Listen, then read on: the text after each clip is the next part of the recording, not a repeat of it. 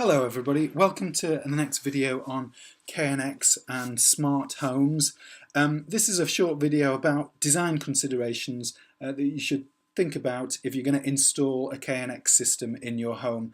It's what I did here in my house. We built a house from scratch and I installed KNX. Very happy with it. It's been great fun messing about with it and tinkering with it, and it's also been super reliable, so I'd certainly recommend it. But obviously there's a whole stack and slew of different smart home kit out there, but it's been around for a long time, and yeah, it seems to be very reliable. So this video really is just a distillation of my experiences and my thoughts about the kinds of things that you should consider if you're designing a smart home, a KNX smart home, what you'll need where, effectively. So without further ado, diving into heating.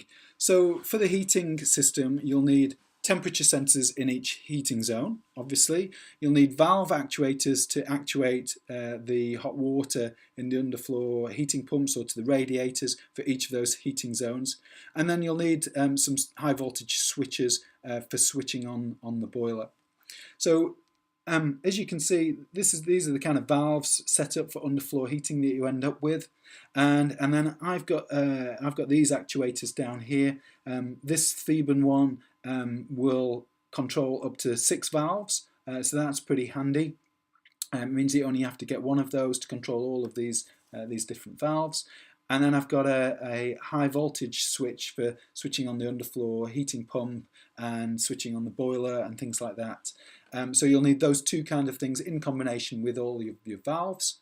And finally, you'll need a controller unit. There's a whole slew of different controller units out there. I use a Theban Varia, which I picked up off eBay. It works fine. It turns the heating on, it turns the heating off when I want it to, and yeah, it just works. I mean, it's not great to look at. My wife can't use it, but you know, it just doesn't really need to. It just does things in the background and turns things on and off.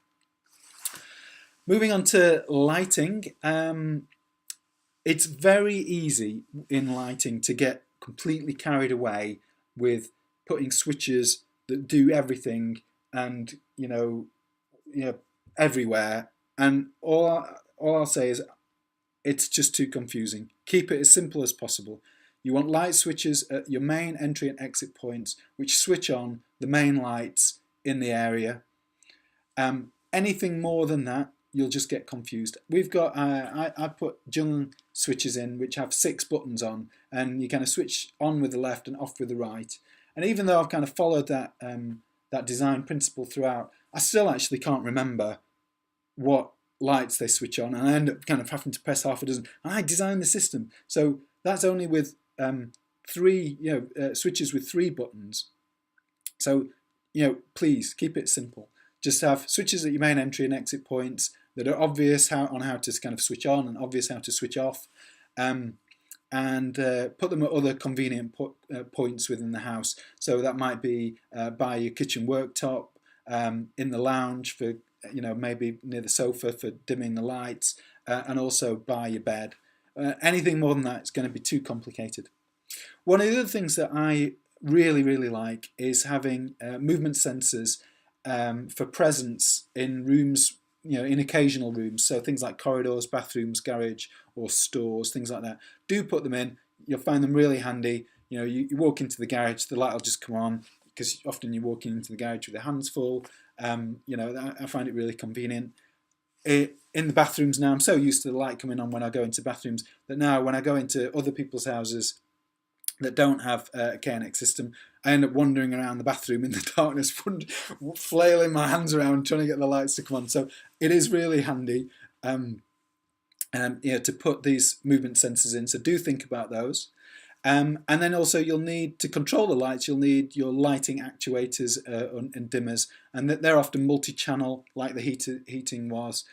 So if you're smart about things, you can kind of limit your expense by just selecting the appropriate level of actuators and dimmers. So yeah, just some considerations for the lighting. Keep it simple. As I say, I've got these buttons, and you turn lights on with this one and turn it off with this one. But I actually can't remember which ones do. So go even simpler than this if you can.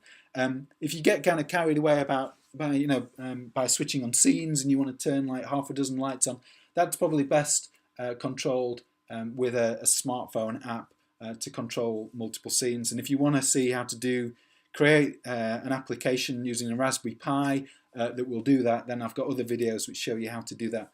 Again, I've had this Raspberry Pi running as a server into the KNX for a couple of years, super reliable, always turns on the lights, no need to spend £1,000 on a KNX server. Yeah, the other final thing is repeat the layout of the theme for the switches. So, you know, turn on with the left, turn off with the right, or turn on with the top, turn off with the bottom, that kind of thing. But yeah, keep it simple. I overcomplicated mine, and yeah, I often, quite frequently, find my wife just pushing random buttons on and off. The one exception to this, which I find really useful actually, is having one switch, one button that will turn off all the lights when you leave the house. That's really kind of handy. So I would recommend you can do that. But beyond that, go simple. Don't get carried away. You know, you don't need 50 buttons to turn on a light.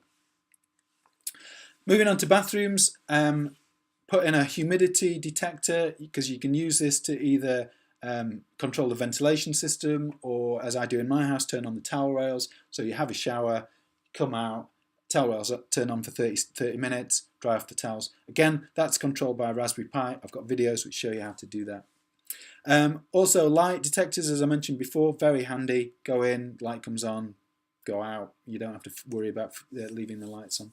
And it's also handy to have a switch as well on the wall that you can kind of control if you want to spend longer in the bathroom and you're not moving around very much.